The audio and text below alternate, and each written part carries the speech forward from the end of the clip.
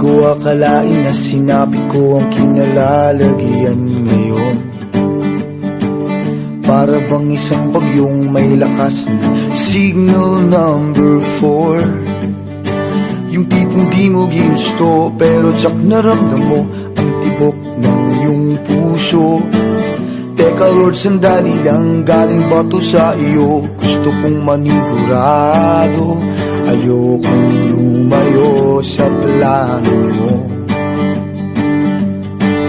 Dahil the best yung galing sa'yo.